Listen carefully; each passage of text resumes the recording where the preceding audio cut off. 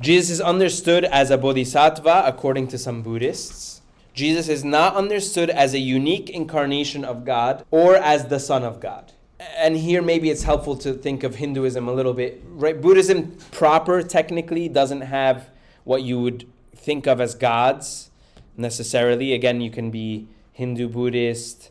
But even within a Hindu perspective, even if a Buddhist were to believe in multiple gods, it's not like the God, right? The universe is God. And so this idea of one human being God, to Buddhists can only appear as a misinterpretation of a bodhisattva, of an enlightened being. Buddhists do not believe in the concept of faith if faith is understood as belief in things unseen. It's a corporeal, physical religion that engages the body in order to detach from bodily desires so that you move into a state of nirvana. Again, I mentioned this with Hinduism. What you believe about the human being is absolutely fundamental to your belief about God. You cannot study theology without studying anthropology. You probably start anthropology first. So, for example, in Christianity, you start with the fall of humans. Because humans were created to be with God, and because humans sinned and separated themselves from God, then you need Jesus Christ the Savior. You can't make sense within a human perspective of Jesus without first understanding the human predicament. So, in Buddhism, humans do not have sin. They do not have something called original sin. They only have ignorance. Ignorance, enlightenment, a spectrum. And for that, you must become enlightened in order to overcome your ignorance.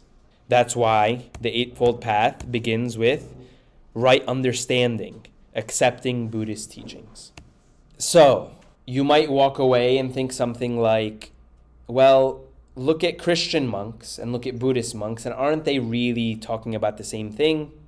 Detachment. I'll emphasize even more, early Christian church, asceticism, through and through. I think I mentioned it in this class. Asceticism, the pursuit of detachment from bodily pleasures. The pursuit of detachment from bodily pleasures. Early Christians, it was understood. It was almost like saying, if you're a football player, it means you play football. If you're a Christian, you are ascetical. That means you don't, at least intentionally, pursue bodily pleasures. Of course, people were sinners and people fell and people were weak, but they didn't make it as their goal, hey, let's be sexually promiscuous. Hey, let's be gluttonous. Hey, let's be thieves. So Christians through and through were ascetical. Detachment. Those who detached were more able to attach to God. But in Buddhism, it is detachment for the sake of detachment. In Christianity, it was detachment for the sake of attachment to God. That's the fundamental difference between Buddhist asceticism and Christian asceticism.